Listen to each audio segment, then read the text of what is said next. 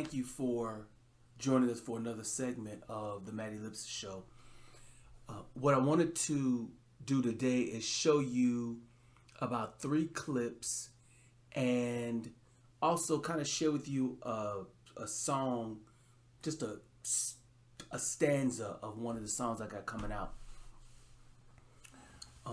The thing that I've been dealing with for so many years is watching the faith that I believe in and the community of Christians and Evangelicals,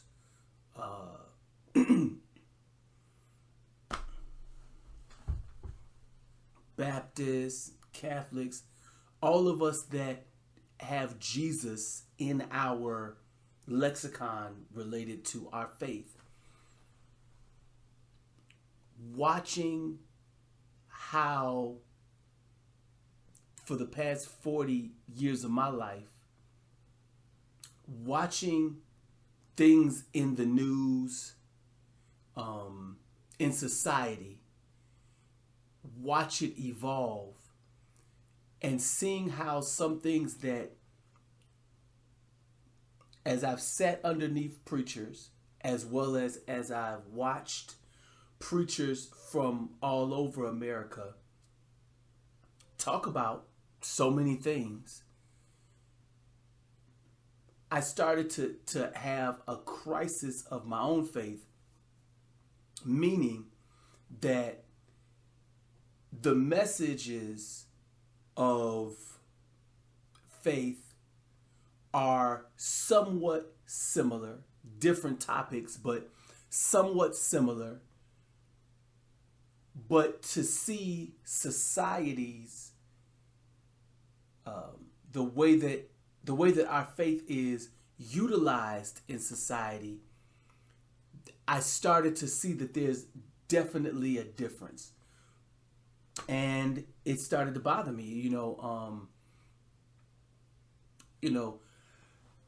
and so I remember when I first got saved, I was definitely a vigorous, passionate, on fire for the Lord, and by other people's view of me. And in the Bible study that Apostle Terrence has going on Facebook, in the Facebook group that I'm a part of, he asked the question, what is distracting your focus? So that's why this video, or this segment, I want to kind of go into that, what was distracting my focus, and kind of basically start off by saying I'm really grateful to God for these 3 clips that I'm about to share, because as upset as I've been, it's made me feel like I've lost my focus. But what I've realized is that not necessarily that I'm always right, but the things that have gotten my attention, it makes me go on a different path than many of the other people that espouse the same belief system that I believe in, or say that I believe in.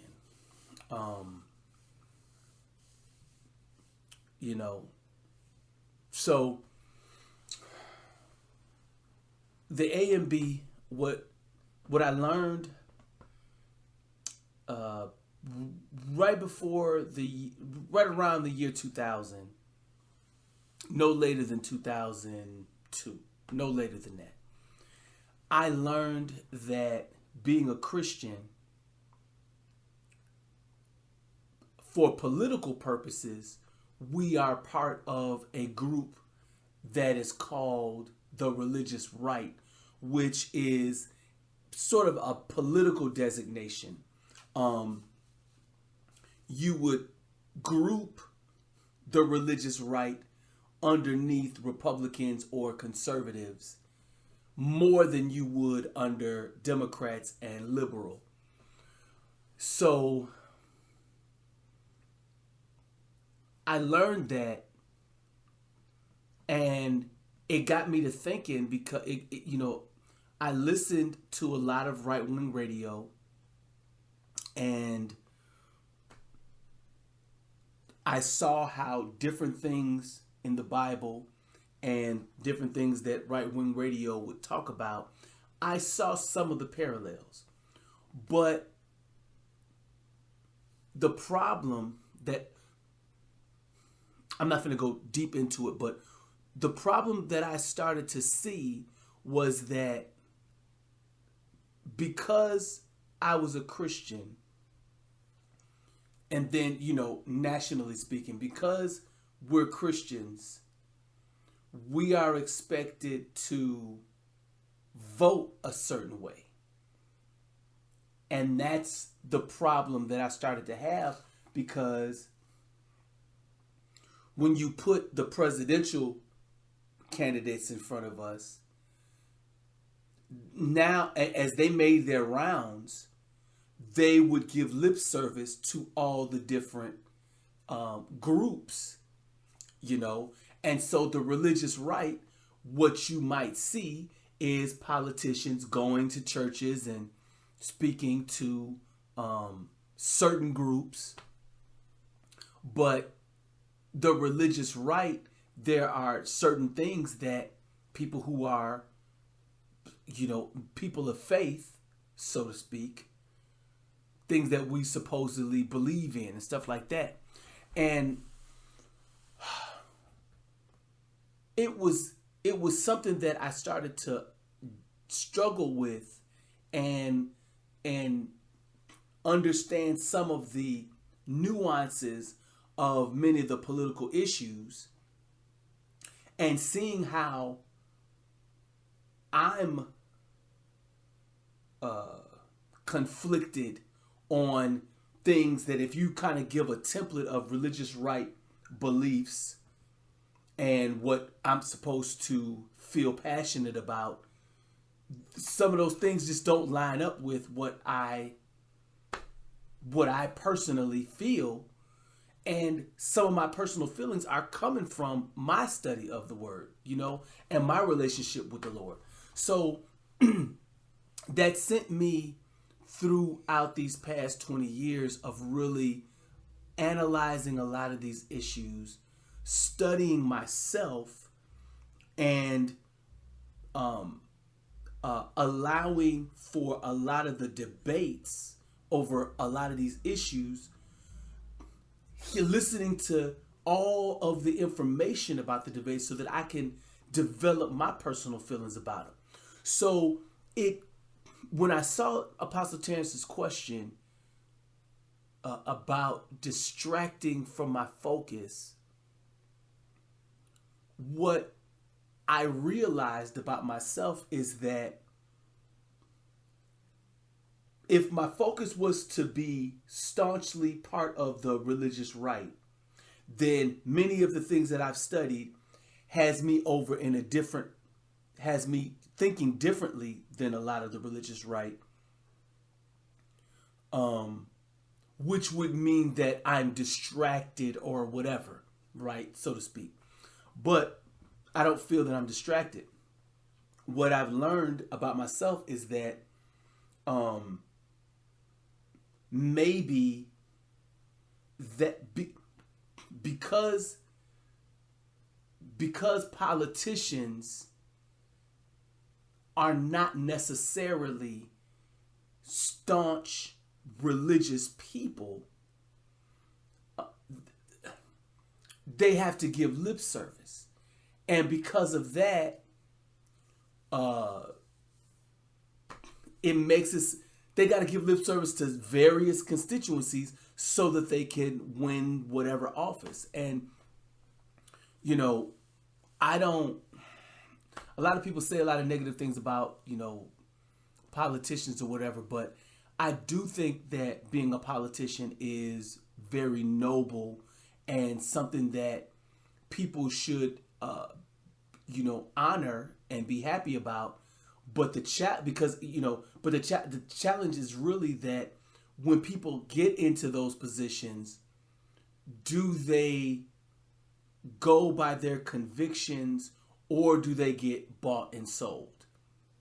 And the first video, the thing that I learned from this video is that some of the things I felt and some of the things that I kind of heard through different ways was actually correct. And this guy, Reverend Rob Schenck, he explicitly discusses it. And I thank God for those words, because I don't want to ever, when I wanted to live my life, and I start in my 20s, I endeavored to live my life guilt-free, meaning that, Jesus paid for our sins and forgave us of our sins. God forgave us of our sins. So I want to live my life in a way where if I screw up by God's standards, then in my relationship with him, then I get it straight with him and I'm good to go. And obviously if I, offend somebody, apologize and deal with that stuff. But major moves in my life, I did not want to feel guilty or bad for living my life and doing the things that I was convicted in my heart to do. Convicted meaning I learned more about myself. I learned what I was supposed to do with my life. I understood a little bit more of my purpose, more clear about some certain things, and making, each move that I made every month or every year, I didn't want to look back and say, darn it, I wasted blah, blah, blah, blah, blah. I've got some regrets, and one of those big regrets was I devoted so much time. I've devoted my entire adult life to church and the Army. And when you devote, or because I feel that because I devoted my entire adulthood to being a church person and also being an Army person, I feel that I am very dumb in a lot of areas because I bought into all of the Christian stuff. I bought into all of the Army doctrines and the patriotic stuff. I bought into that stuff. So now that I'm retired and now that I'm not a regular church goer at this moment, especially with the coronavirus stuff or whatever, that's made it so that our social we're staying away from each other.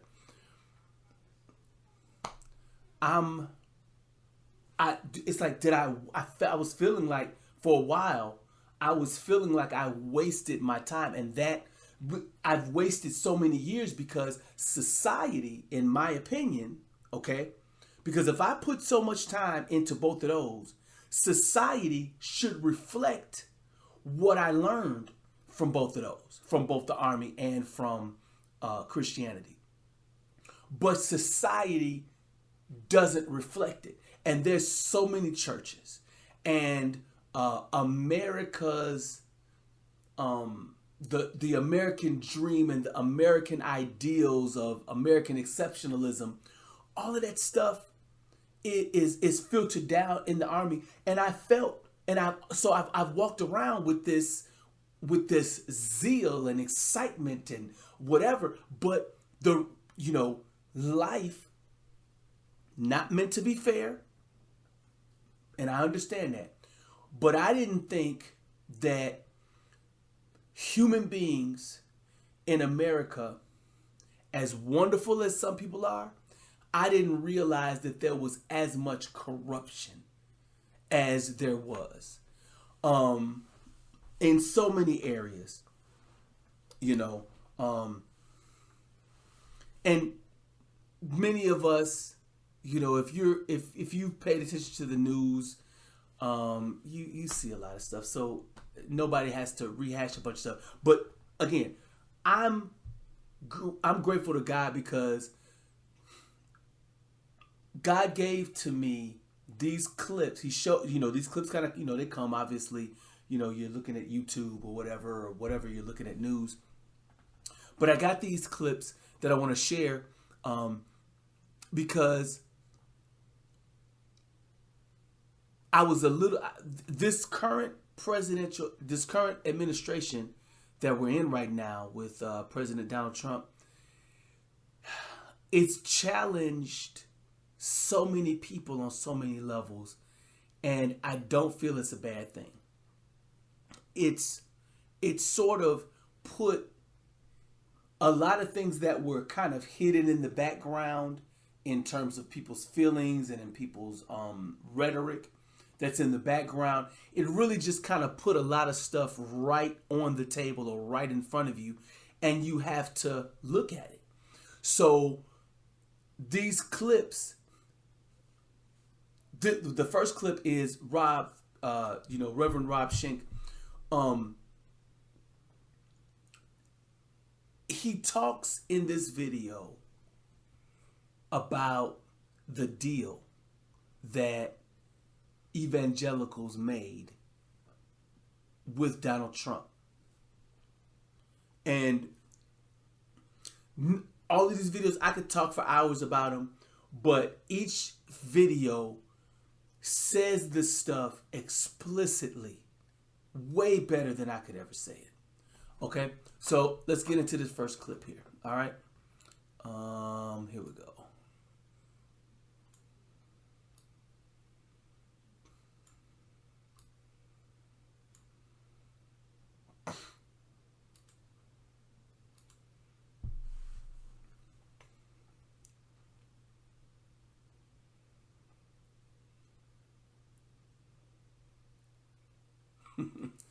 Oh my goodness, there we go. Here we go.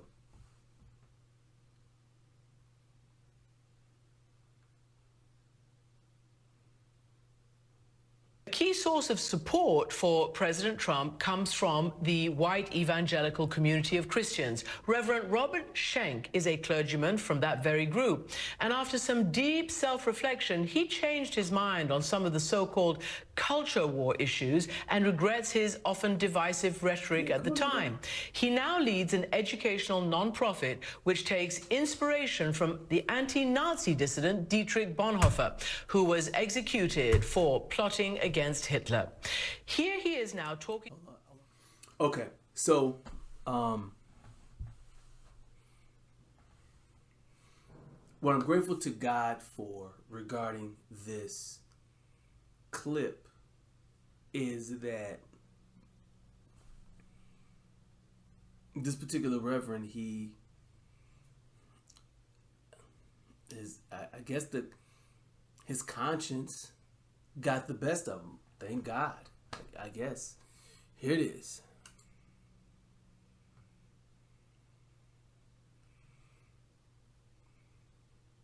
A key source of support for President Trump comes from the white evangelical community of Christians. Reverend Robert Schenck is a clergyman from that very group. And after some deep self-reflection, he changed his mind on some of the so-called culture war issues and regrets his often divisive rhetoric at the time. He now leads an educational nonprofit which takes divisive rhetoric. That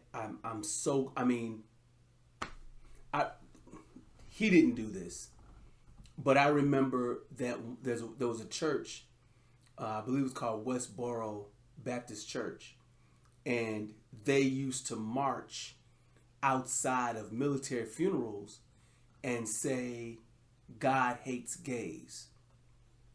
And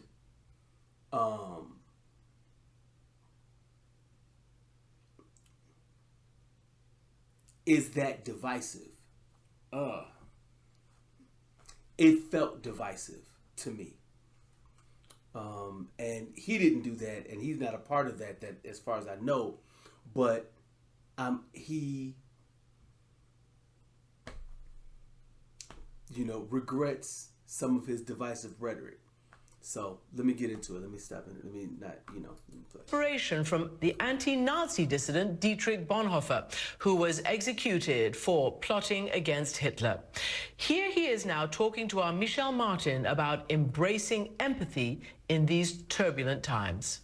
You, along with Pat Robertson, are one of the very few white evangelicals to criticize the president for this at a time when there's obviously great unhappiness, anxiety, and grief in the country. Why do you think that is? I think first it points to the moral collapse in my own religious community among my fellows. There was a Faustian deal made with Donald Trump, which went something like this. Donald Trump promised, I will give you everything you've ever wanted on your laundry list of political deliverables if you give me what I want and demand, and that is religious cover. I need you to say that I'm blessed of God and that everything I've done is good. He defended the photo in front of St. John's Church with the Bible by saying a lot of Christians think it's a great photo. And that's what he needs in the deal. And we made that deal with him. And so there's a moral vacuum. There's an inability to muster the moral courage to stand up to this. I was delighted to see what Pat Robertson said. The fact that he did speak out was terribly important, though a little late in the game, but he did. But my other colleagues have not been able to do that for a number of reasons. One is because they would be assailed by their own constituents now for doing so. But the other is they would lose access, instant access. They know that Donald Trump will throw them under the bus, will lock them out of the White House, will insult them and disown them in an instant if they displease him. They are aware of that. And so they have to play this game very, very carefully. They're on very thin ice. They want what they still have outstanding on the list, which is a final appointment to the Supreme Court to give them a rock-solid conservative majority. They're not going to let anything endanger that, even this kind of supremely offensive behavior. It's very powerful to me to hear him go into that and say it very explicitly. And what Trump did was he checkmated the religious right. He checkmated the church, in my opinion. That's the way I feel. And I feel like we've been checkmated as a whole. Personally, that messes with me because when you see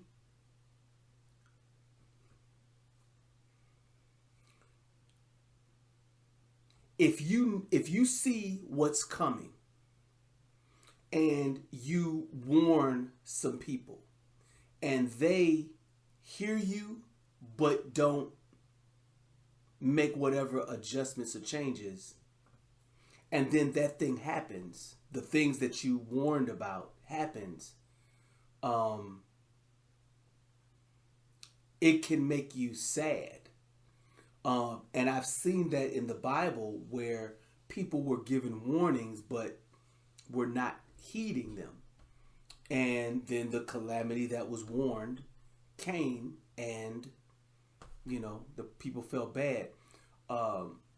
And personally, I only have one life to live. You only have one life to live. So for a long time, like I said, I felt like I've wasted a lot of time being a Christian and sitting in church listening to sermons about stuff. And I'm in the middle of writing a song called I Think Evangelicals Lost Their Soul. And I'm going to go back to the Rob Schenck interview in a few moments. I'm going to play a little bit of the other two clips, but I want to just read. I'm not going to rap it or perform it, but I want to read a stanza of the lyrics to this song because it helped me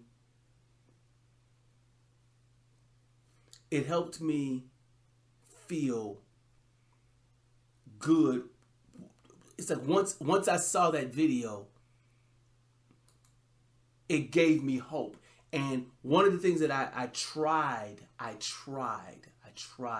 to do, if I wrote a song that I felt was bringing up something heavy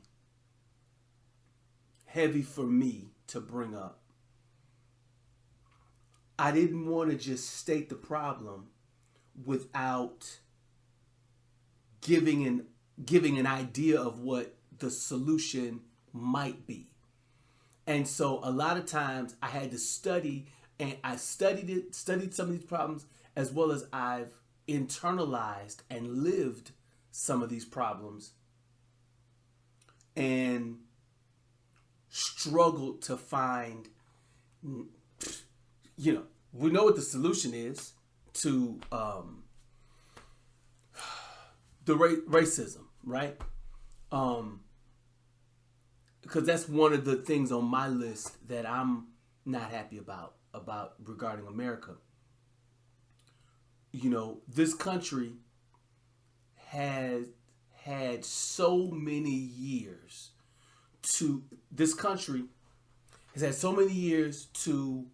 right the wrongs that amounted to today's climate of racial inequity, racial inequality.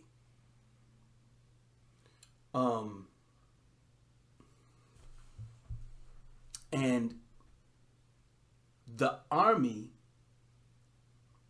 I think, is really good at teaching all the people who are in the ranks how to treat everybody equal. There are certain rules that just are in place, and then they train us. They train us through not just physical discipline like working out and stuff like that, but they do a lot of team building stuff. And what that did is make it so that whites and blacks and people that have skin colors in between, that we could look at each other as equals. And even if we have our biases,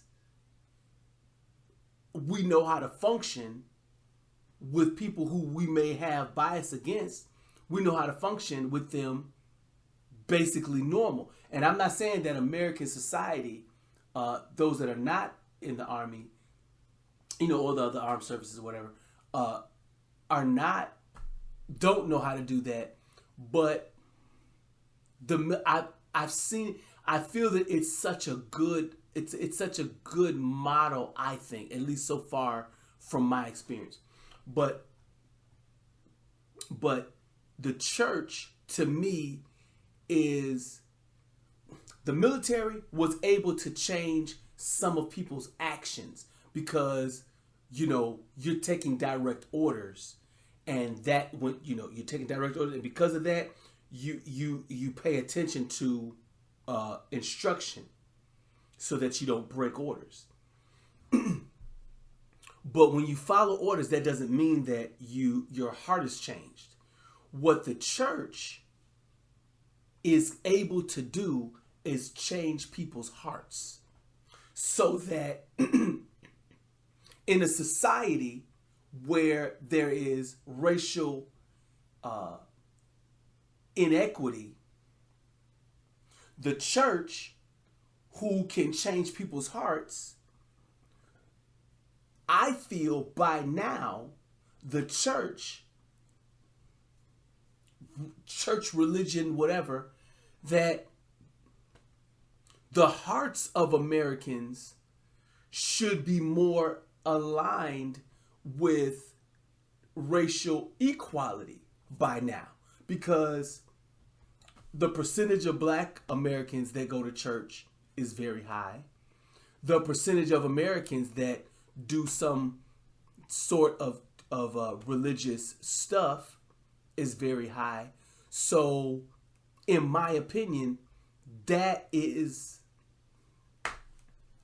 to me, it's that clear. And I've been in church long enough to know the rhetoric. But then when you start mixing politics and religion, in my opinion,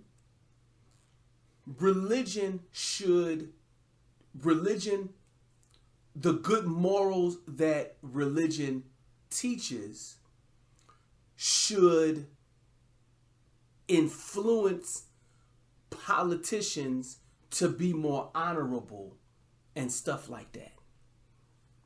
But what you heard there is religious people, religious leaders now, because every group of people has some politics, involved, and the people at the top who influence all the rest of us, they make a deal, and then they come out and now they've checkmated themselves, and I despise that. I despise it so much because you anyway, like I said, just him talking about it out loud, it gave me a sense of hope because at least somebody said it.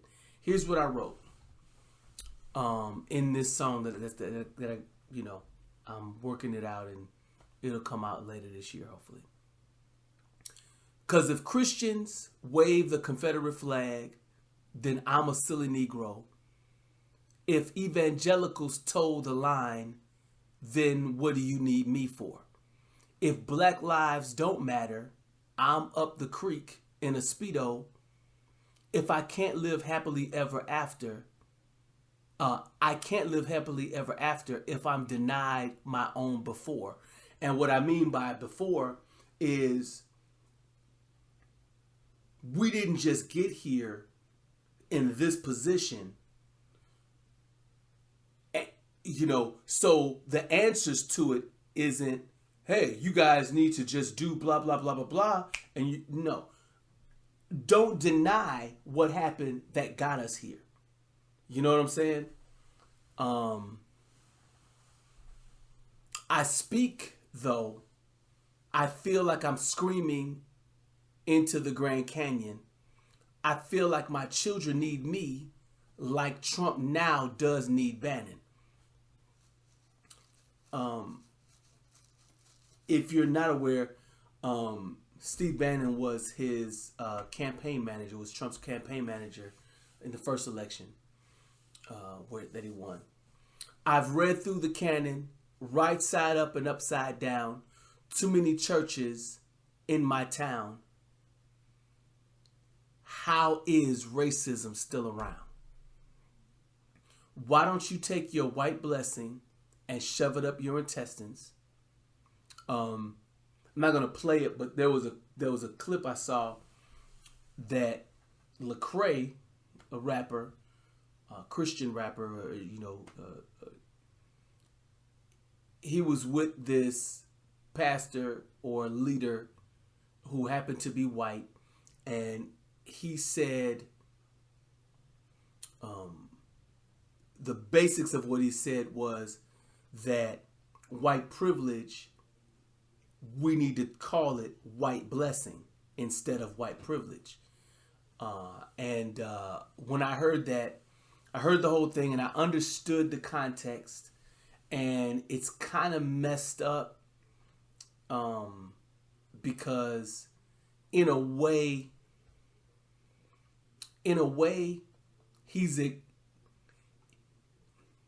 I could be wrong about this, but the white blessing comment, if you take it in context based on when I heard it, what I feel is that possibly he and a bunch of other people have always denied in public or to other people that call white privilege out and say, hey, white privilege exists, and give examples of it. They would deny it, which would be like a, Jedi mind trick. There's no such thing as white privilege type of stuff. And some people, Christians, there's a group of Christians, a Christian understanding, or a group of Christian study where you learn apologetics, which is where you learn how to defend the gospel and argue with other religions and argue with atheism and argue with, the Bible points to basically come out to debate and come out on top. And that was a debate tactic or a spin on white privilege, because if you really honestly look at it, sometimes there are situations where it's undeniable, where it can't be denied, like the George Floyd death, the George Floyd murder or killing.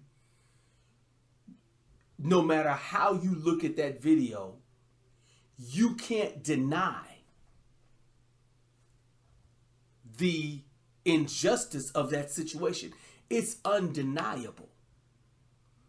And so there's no spin that really can break through. And I did see some people try to spin it. Who was that one person I think I saw some footage of Candace Owen trying to spin the George Floyd. It's like, come on, man. It's like, and that's the thing, me as a Christian, it's like, I'm dumb. I've been feeling dumb for being a Christian for so long, because if Christians can spin and make deals like that, if they can do that and insult my intelligence in the process, I'm dumb for being a part of the whole religious construct. And it's angering, you know what I'm saying? So it does, So why don't you take your white blessing and shove it up your intestines? Because I'd rather hear Farrakhan speak than nibble your Bible lessons. Selling me holy water, prayer cloths, and hypnotic calls to action. Yet so many minorities can't get no satisfaction. So anyway, that's sort of the that's one of the songs I'm working on. Like I said, let me see. Let me go to the third slide here. Before I go back to the Rob Schenck interview, he brought up the church, the St. John's Episcopal Church, that President Donald Trump, he did a photo op there. And let me see. I found on Twitter, I believe it was Twitter or no, it was a news article. Here we go. I hope this comes up here. I want to play footage of the photo op because he mentioned it there, and that was kind of like one of the examples, and the kind of the situations that went around it. I've got two church leaders that were interviewed on CNN where they talk about behind the scenes what happened at that, for that St. John's photo op. The reason why I'm bringing this up, or the reason why I'm kind of going into this a little bit, is because I feel so much better that this information is now out there. This information, I don't know if it's ever going to change for the better, but it has to, in my opinion. Let me see if I got the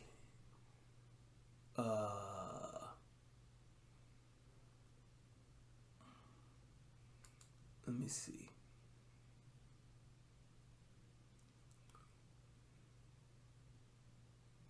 Yeah, let me find this.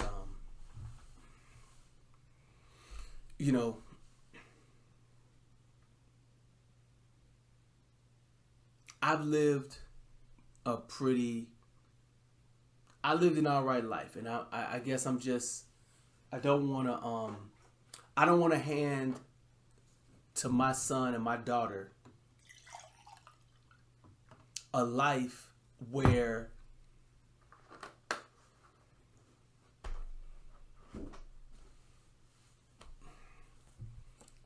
all I did, this is what I don't want to be. This is what I don't want to do. I don't want to give to my children the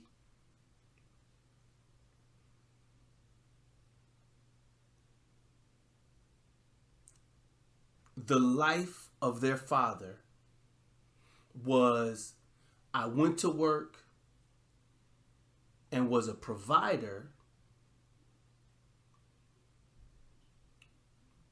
in a country that they're going to have to provide and have children in that does not give them greater opportunities than my generation. It's gotta be much better. And it needs to not be incremental and slow. It needs to be, hey, this is the way it is.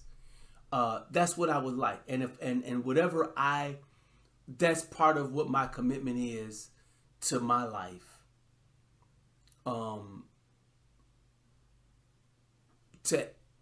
Because everybody benefits when society is better.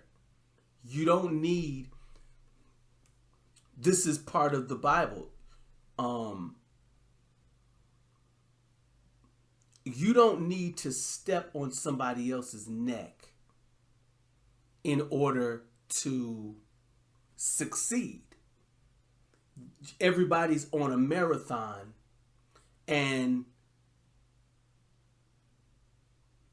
it's like you can go forward and live your life, and you don't have to conquer other people in order for you to win. You don't have to oppress a whole group of people in order for you to win.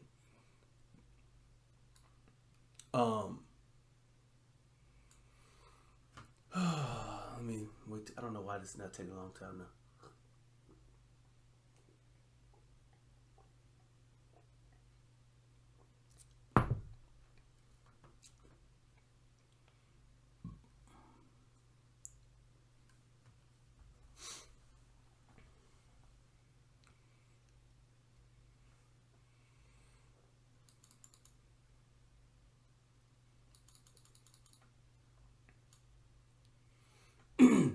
Okay, here we go. This is what I wanted to. So when this loads up. So.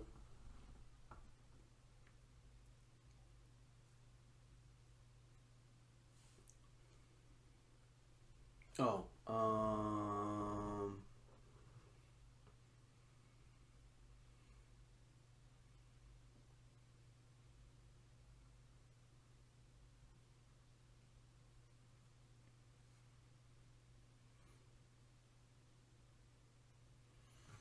Oh my goodness, it's taking so long. Shoot. To load up.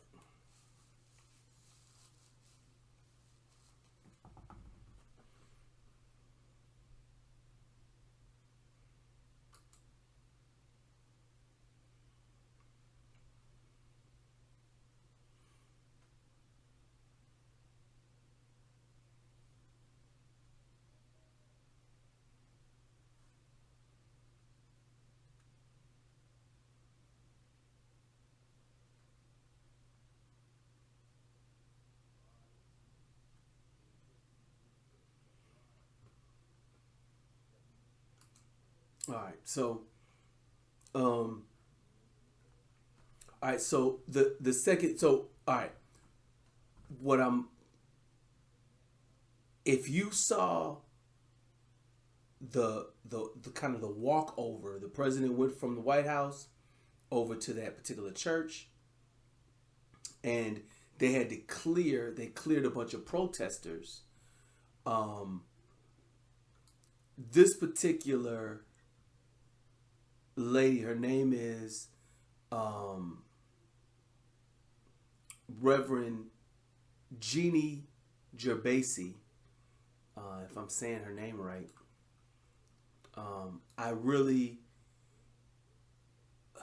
I thank you, and I thank her for sharing her story or sharing her experience. And when it related to the photo op, you know, I understand the purpose of a photo op, so you know, I get it, especially in a campaign season.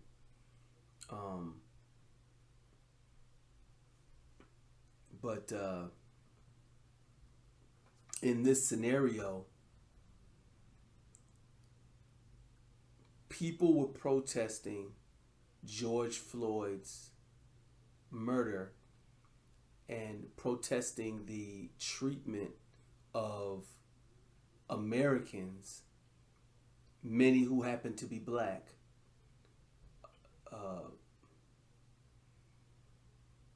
the treatment by police. And a couple of years ago, when that happened, when Colin Kaepernick and many people were kneeling and stuff like that, the narrative or that storyline, the information about that got hijacked. And it became an issue about patriotism rather than focusing on the treatment of black people and people of color by law enforcement and the court systems not treating those situations equally. You know, it's like, come on, man. So anyway, let me see. I'm trying to get this to go right. Here we go. Okay, do this. Maybe this will do it. It was right here.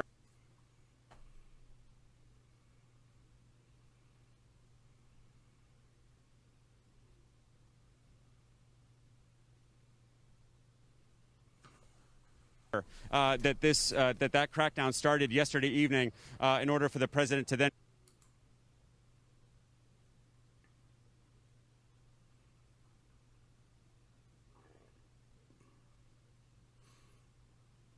All right.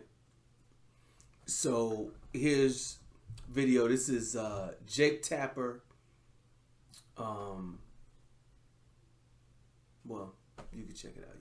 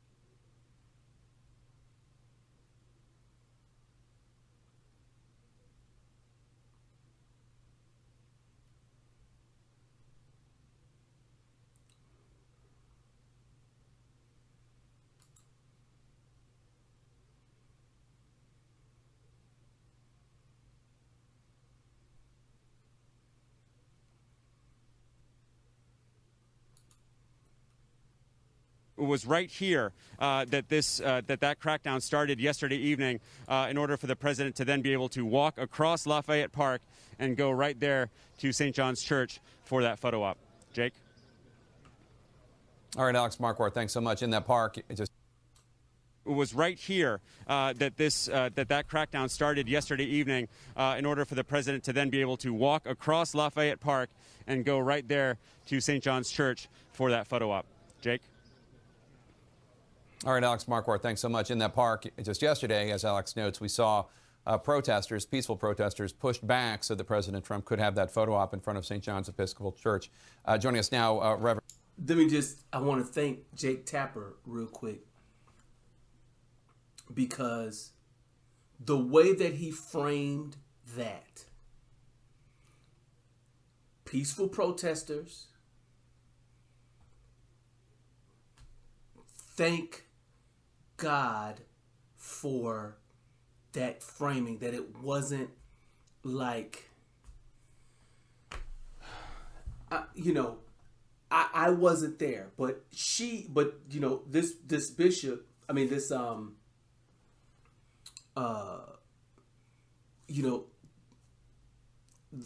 person who's about to talk now, she was there. What I want to thank Jake Tapper for, just real quick, is that he did not frame it in a way that I don't think that it was unfair to Donald Trump, the way that this was framed. I don't think that it's unfair.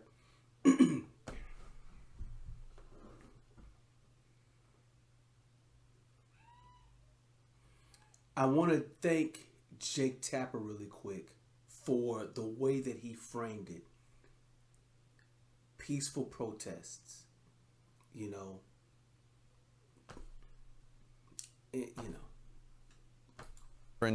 Ginny Gerbasi, who was caught up in that. She's the rector at St. John's Episcopal Church in Georgetown, but was at St. John's on Lafayette Square yesterday to try to help support protesters. Reverend, thanks so much for joining us. What did you see on the ground? I guess you were in the patio of St. John's before the armored law enforcement officers showed up with gas and flashbangs and the like. So what I saw was a peaceful protest. And what I had seen all day was people using that space as really a respite, a place for prayer or to sit. There was some shade at one point. And as we got around 6:15 or 6:30, what I began to see was the police that had previously been deep into Lafayette Park beginning to move toward H Street. And out of the corner of my eye, because I was helping wash people's eyes out from having gotten gas or pepper spray or something in them, I literally saw out of the corner of my eye police beginning to come up H Street on horseback. And I, at that point, had began to work with the Black Lives Matter sort of medical support volunteers. And we were, handing out water and paper towels with eye wash on it and that sort of thing. And increasingly, we began to see those little tracers of smoke and the sounds of explosions, which I guess are those flash grenade things. And what was your reaction when law enforcement started to push in and people had to flee? I know some people complained about being hit with rubber bullets and the like. You had to flee too, right? Because whether it was tear gas or some sort of gas with an irritant was bothering you as well. There's coming up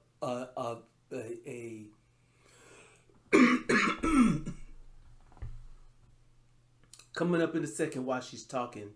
There's video footage of police officers with their shields bashing into a camera crew or a camera guy. It's really messed up.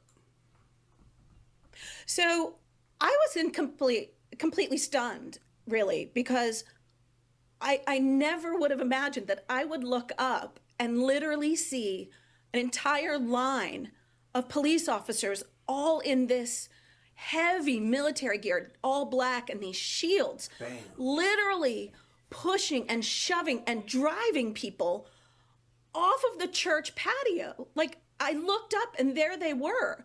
And I was literally helping wipe away tears in people's eyes and try to tend to them and help them on the grounds. And suddenly the police were pushing us back, and the people were dropping to the ground afraid. And they were, when they'd hear those flash sounds, they thought they were being shot, and people were running at us. And literally at some point, when I looked up and the police were so close, I had to just grab some things and run. And what you said that Holy Ground was turned into a battleground yesterday, and then ultimately, obviously, it was because President Trump wanted to stand in front of St. John's and hold up a Bible. He didn't read from it. He didn't go in and pray, as many presidents have, and I believe he has in the past. It was just for a photo op, and the White House then put out a video minutes later, essentially. What was your response? That's what this was all about, was so President Trump could stand in front of St. John's and hold a Bible? So I was already stunned and shocked and deeply, deeply offended that they had taken what had become holy ground and had been holy ground for 200 years and literally desecrated it, turned it into not a metaphorical battleground, but a literal battleground with those officers and those heavily armed, and just the aggression and the hostility and the innocent protesters, driving them off of church property for whatever reason. At the time, I didn't even know why. That already desecrated that, already turned holy ground into a literal battleground. I could not believe, literally, what people were texting me as I was going back to my car saying, is the president really there? And I could still hear the flashbangs, and people were texting me saying, he's walking across the park. I could not believe it. I was saying, no, that must be sort of stock photos. No, I'm sure that's not happening. I couldn't believe it. And when I realized that people had been hurt and terrified for a political stunt, offended hardly begins to describe how I feel. I feel it was a sacrilege for all people of all faiths that are grounded in peacefulness and loving, compassion, reconciliation, wholeness, healing, forgiveness, peace, love, compassion, and to push innocent people out. And people who, by the way, were protesting their violent treatment by the government was sickening. And to stand in front of a church and somehow claim that as his right and privilege and culture, and holding the Bible, was a sacrilege, an absolute sacrilege. And I'm not joking when I say I would rather the president live by those words of healing, wholeness, compassion, love, peace, generosity, care for those who have been marginalized. For him to turn that book into a prop, for him to turn that holy ground into a battleground, for him to turn that holy ground into a photo op is a sacrilege. And I offended begins to describe how I feel about it. So you can look at the whole interview, on CNN's website. But I appreciate her testimony on that. The second one that I have from that scenario was Episcopal Bishop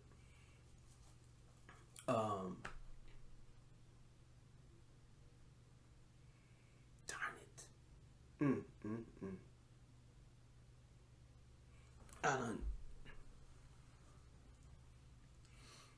did her wrong. I got the wrong.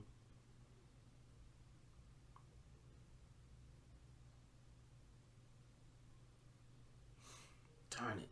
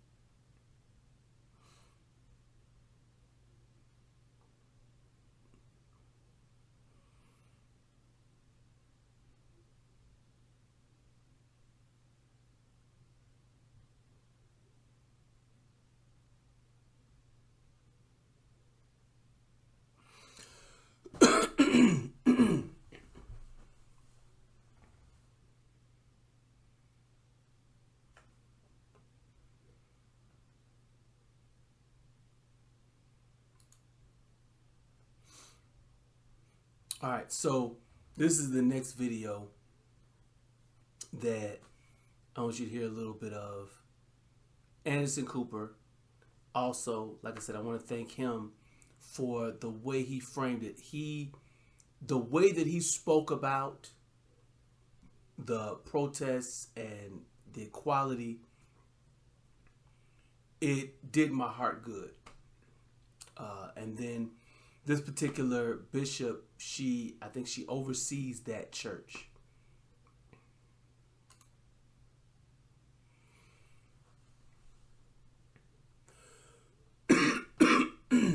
Marion Buddy is the Bishop of the District of Columbia who oversees the church that the president just...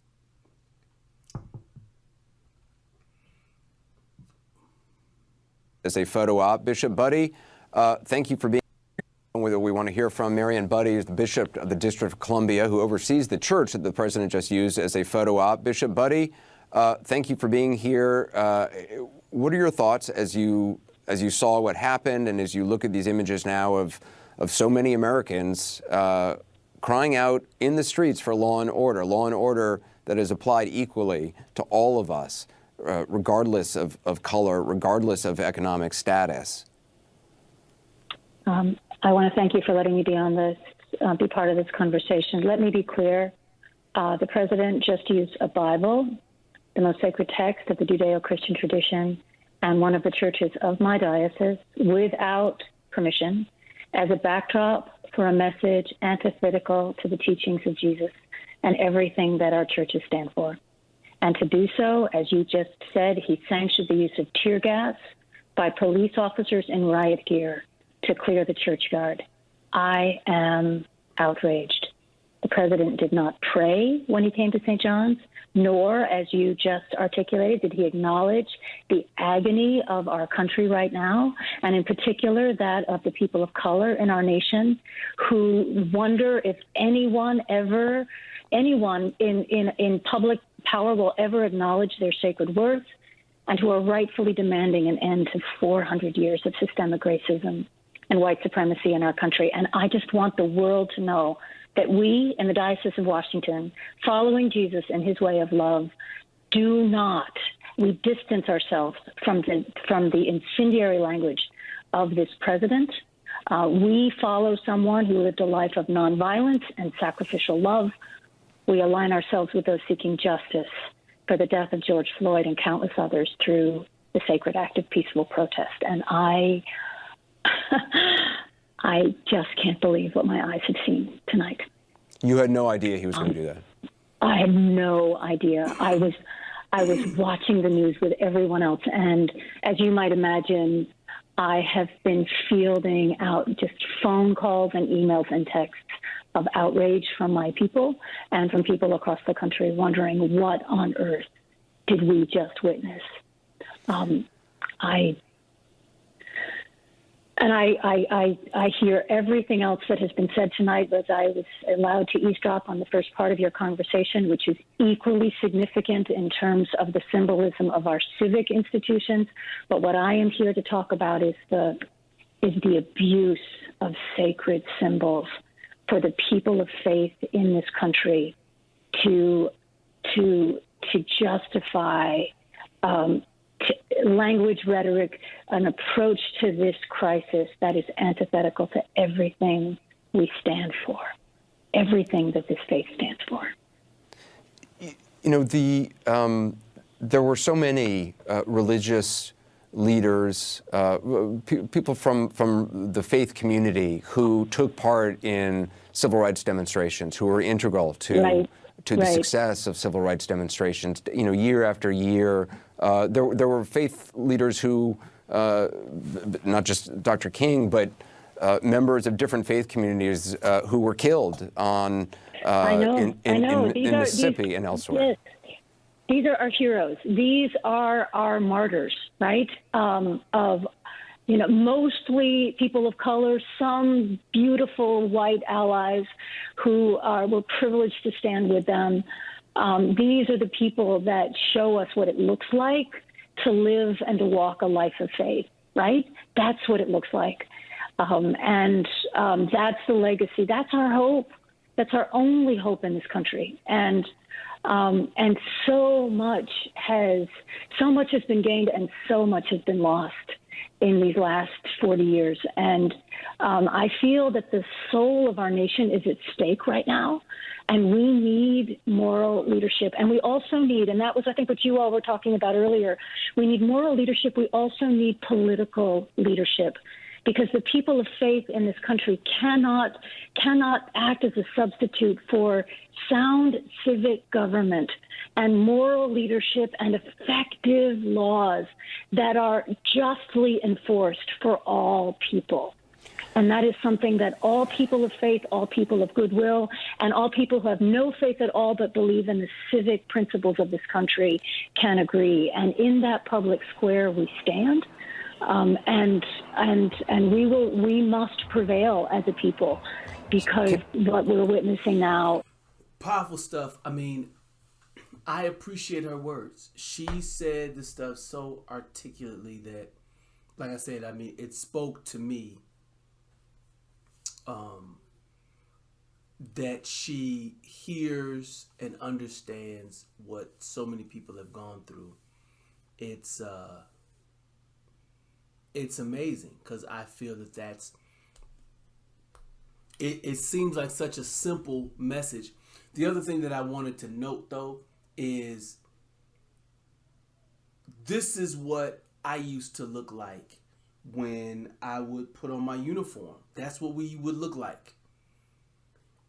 But this is not overseas. This is not somebody else's country. This is our own country, and our own National Guard soldiers are doing. And look, I don't know. I'm also glad that that there have been enough news outlets who make a great distinction between the peaceful protesters and the looting and rioting that is illegal activity. I'm happy that I've seen enough news where people made a good distinction between the peaceful protesters and peaceful protests that were disrupted by aggressive law enforcement, police, and then the federal, whatever they are. That I'm so glad that there's enough information out there that shows that the law enforcement were coming against the peaceful protesters. The looters and rioters, I don't know if I saw that much, those police and law enforcement going after the looters and rioters and catching them. I do remember seeing video footage and content out there that showed agitators who were trying to, the people, they're placing bricks in certain places, law enforcement that were putting bricks in places, undercover or some non-undercover police officers, breaking windows and just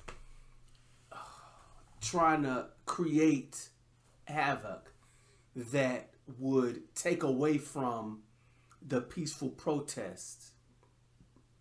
And it's sad and disheartening.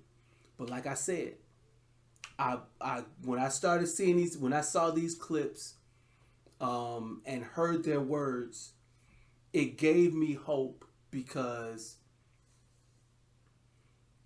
at least, over these next 5 or 6 years, at least this information is out there for the world to see, and modifications, changes have to be made. It has to get better. It has to. It has to get better. So let me go back to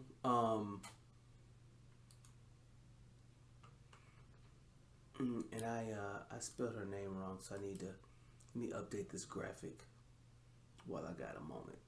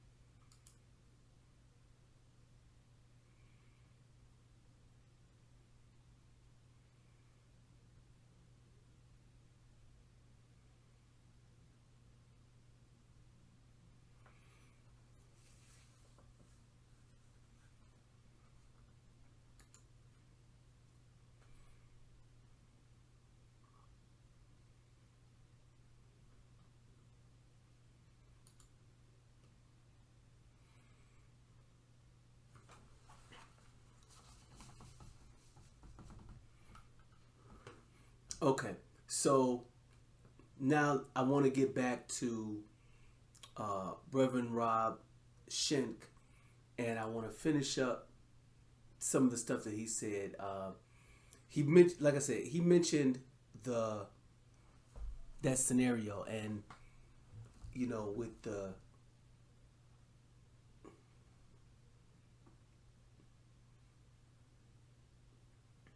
So now I want to get back to the Rob Schenck interview, and he said some pretty amazing stuff in here. And so yeah, let's check out the next segment here.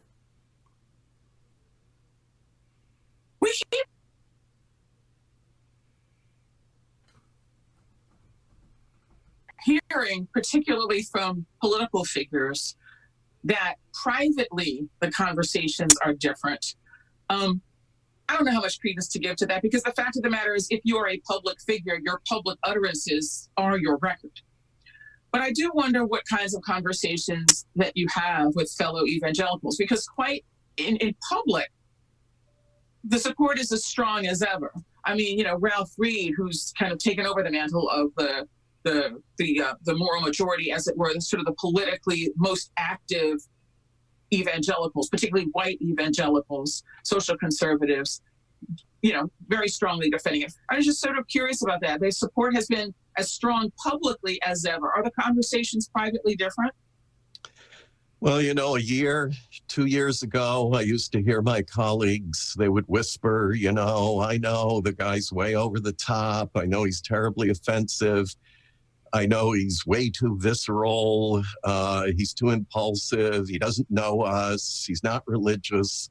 Look, we know who he is. He's a secularist. He's not a believer, but he's good for us. And who else is going to get this done? And it's going to take a fighter like him to get it done. Now I don't hear that much anymore. And that's even more distressing to me, because what it seems to suggest is that a kind of final conversion has taken place. And you know what? This final conversion, in my memory of, you know, reading scripture, there's this idea of God turning someone over to a reprobate mind. So yeah, continue. At least in their thinking, if not in their hearts. And if it is in their hearts, then I fear for them. I mean, in one sense, just in terms of reclaiming their moral integrity, regaining a sense of ethics and what is right and wrong. And if they have lost that ability to discern that, then they are indeed in very grave danger personally, certainly as a community. I mean, we know what the history of demoralized churches are. They quickly become relics of history and not good ones. And then, of course, I'm still a believer in salvation. I think we have to have a certain standing before God. And if we lose that, we've lost everything. Now, what I'm happy about is that during this interview, he brought up a scripture. Great job.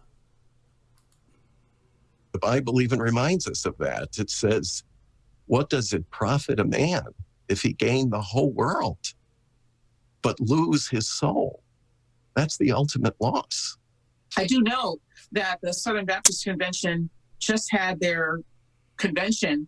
It is the nation's largest Protestant denomination, and they show a membership decline. It's the 13th straight year of decline. It's the largest single year decline in more than a century. What are you seeing? And that's true almost across the board, and especially when you look at under age 45. And the younger, the worse the statistics become. Young people especially are leaving evangelical churches in droves. And why? Because they see the hypocrisy. They see an identification with establishment power. The hypocrisy part and the identification with the establishment part,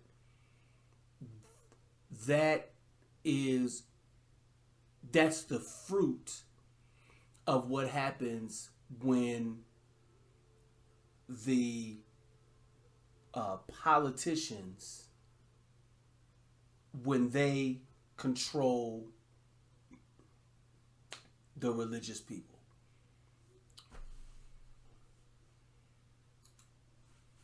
Political force and influence. They are tired of the combat, the social conflict, the wars, many of them ginned up. Look, I know this stuff personally.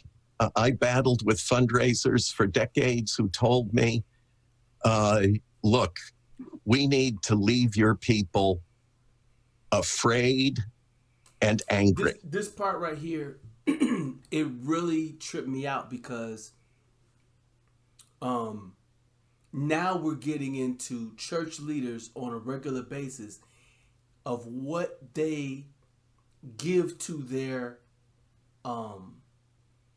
constituents or the people that they are supposed to be leaders of or serving. And this is fascinating to me. I shouldn't be surprised by it, but again, I'm one of the dummies that actually believed in the doctrines that all this Christianity doctrine. I actually believed in it and actually tried to implement it into my life. And I feel that church people have been used, and this is part of the result of it. So here it is. This is what he said. Fundraisers for decades who told me, look, we need to leave your people afraid and angry. Mm-hmm. The madder they are, the more fearful they are, the more money they're going to send you. Give us more fear and more anger. I was actually told that explicitly at a conference room table. We need more fear and more anger. Well, young people are sick of that. You've had some significant breaks with others in the evangelical movement over the years now. I mean, you've broken with them on the issue of expansive gun rights. You've broken with them around the issue of how abortion should be discussed and thought of, sort of a number of issues. And I can imagine that, you know, some people would say you're the wrong one. I mean, you're the outlier. You're the one who's getting it wrong. And in fact, some people might argue that your point of view is dangerous, that you're imperiling people's souls. And I just wondered how you have reconciled yourself to this, you know, over the years. What convinces you and affirms you in your view that your path here is the path that really others should be taking? Humbly, I would say. Mm-hmm. Well, it's been anything but easy, including internally. It's been a very difficult journey for me, but it started by facing myself. And that was a terrifying thing to do, to listen to my own words and to watch their effect on other people. I'm really grateful that this particular answer, the way he's answering it, talking about himself, that I've had older people in my life when I was really young talk to me about some of the mistakes that they made, where it made me start to chart my life out in a way where I would not have a regret like this. And I don't, if you look at what I put out on my website, the music that I've put out, I want to say that I stand by at least 90% of it.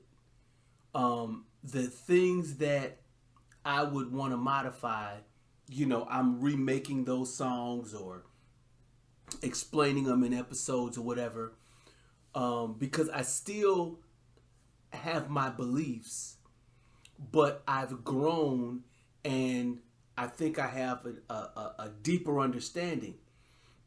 I'm glad that I was never put into his position where the powers that be required me to treat the sheep in a horrible way. Jesus said, "Feed my sheep." And I'm really grateful that at least the damage that he's caused, the stuff that he said, he at least understands, how damaging some of the stuff that he would talk about. And I appreciated this little portion of his discussion. By facing myself, and that was a terrifying thing to do, to listen to my own words and to watch their effect on other people, on the other person, instead of constantly listening so that I would feel better about myself. I started listening to hear the effect of my words on others. That was part of that process of change. But I'm not alone. There's a book out now called The Spiritual Danger of Donald Trump, in which 30 top levels, some of the best evangelical hearts and minds in the United States, writing essays warning of why the Trump culture, not necessarily Donald Trump as an individual human being, but the political and social culture that Donald Trump represents and fosters, is so dangerous, particularly to Christians. And I go back to, again, what is our message? What are we trying to proclaim and live out? And if I look at the model of Jesus, and if evangelicalism is anything, it's Jesus-centered. We call it, in theological speak, being Christocentric. Jesus Christ being at the center of everything we say, do, believe, proclaim, practice, all of it. The centrality is Jesus Christ. He becomes the model. Too many Christians segregate the world. We are segregationists into the saved and the lost. Those who know God, those who don't. Those who are sinners, those who are saved and sanctified. Well, that's not the way Jesus treated people. He treated every human being with precisely the same love, respect, and dignity. And that's the heart of the gospel. So for me, this is all about returning to my original faith, not renouncing my faith. So, again, I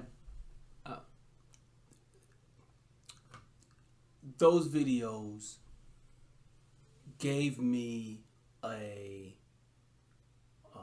some real encouragement. It was actually better than a sermon from any preacher, in my opinion, because these things are happening, and the Reverend Jenny Jabasi and Bishop Marion Edgar Buddy,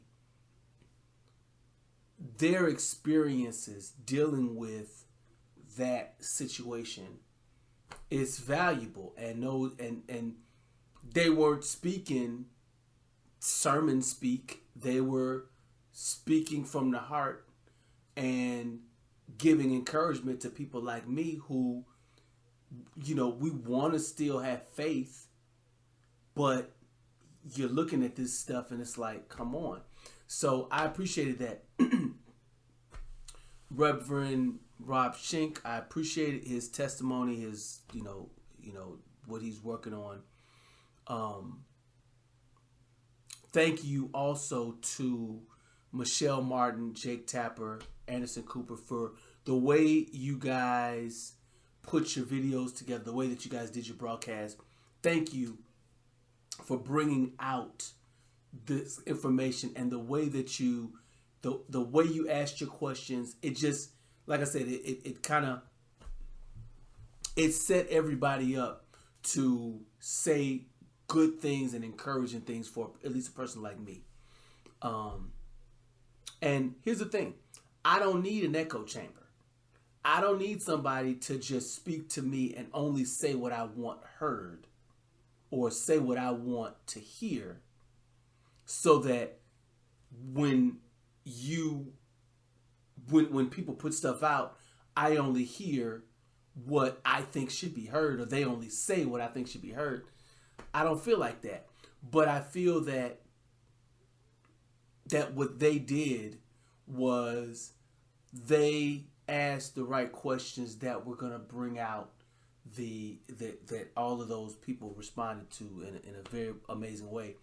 I also want to thank Apostle Terrence for his question.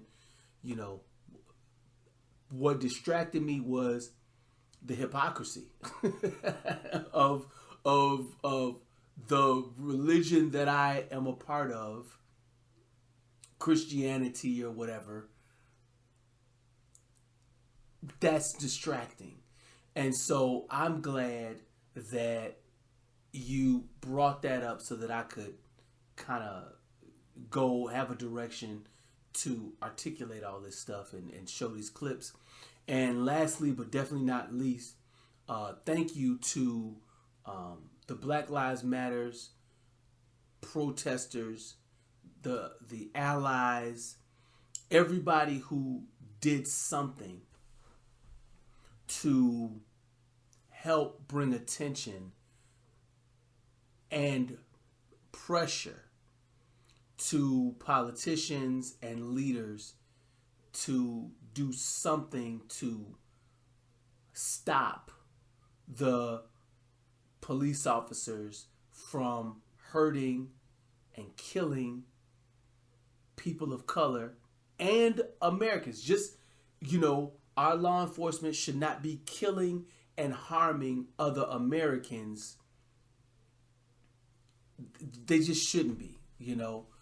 And so I'm really grateful that,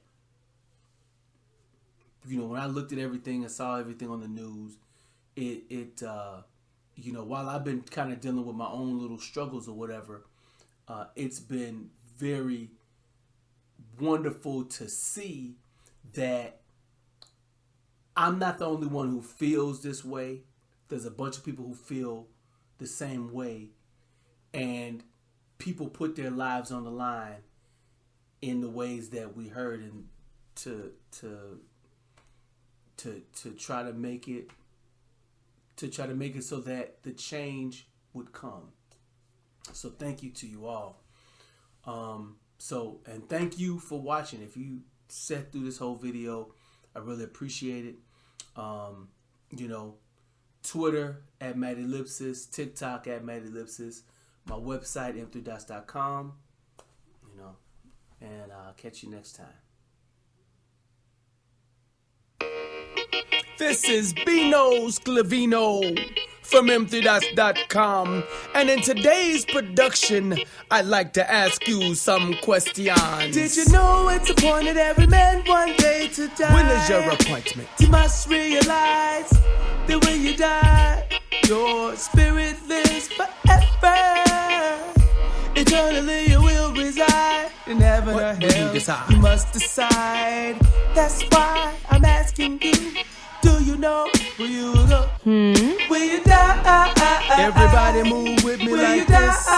Everybody move with me like this. Everybody move with me like this. Will you die? Everybody move with me like this. Everybody move with me like this.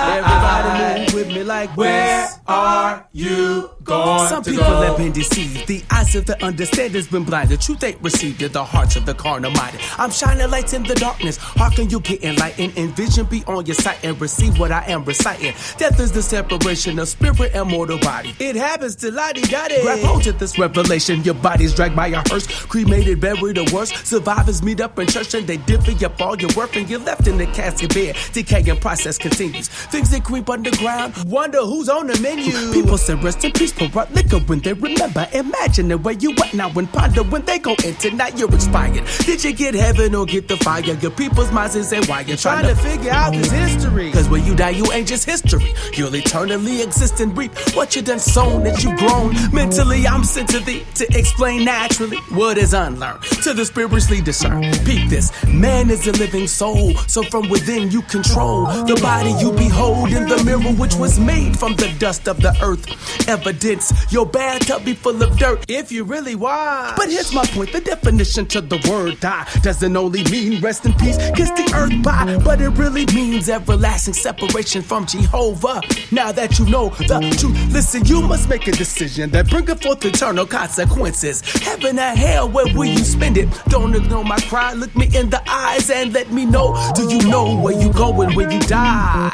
And you can get more information about this at m3dots.com. Did you know it's appointed every man one day to die? When is your appointment? You must realize that when you die, your spirit lives forever. Eternally you will reside in heaven or hell. You must decide. What will you decide? That's why I'm asking you. Do you know where you will go? Will you die? Everybody move with me like this. Everybody move with me like this. Everybody move with me like this. Will you die? Everybody move with me like this. Everybody move with me like this. Everybody move with me like this. Where are you going? The wages of sin is death. Everyone that we know deserves it. That's why I bring this to your attention, because the purpose is to let you know there is one way to miss hell. It is Christ. So I yell in this life. You must tell God I accept what you did on the cross, cause when you die ain't gonna be time to be redeemed from the law. So do it now, because the gift of God, eternal chilling with the Creator, with your feet propped up on your pure gold coffee table, straight lapping in a Jesus-made mansion, made specifically to suit your personality. That's why you got to straight make up your mind, cause you could leave this earth at any time. And if you don't know God personally through Christ, you in for drama. Some of y'all may not believe, but that don't change God's perspective on that issue. Don't get mad because I diss you trying to save your life. I'd rather offend your mind than lose your soul. I pull the veil from the heart that you may grab a hold to reality, cause jokers go to hell cause they thinking wrong. Lift up their eyes and be surprised, cause this place is real. Now what you plan to do with all this information, shit and cry? Best to go to decide before you die. Did you know it's appointed every man one day to die? See, lie. You must have thought about it. You are now listening to at m3dots.com. Free download, free download, free download. You are now listening to Vino Sclavino. Y'all got the point. Thank you for your support.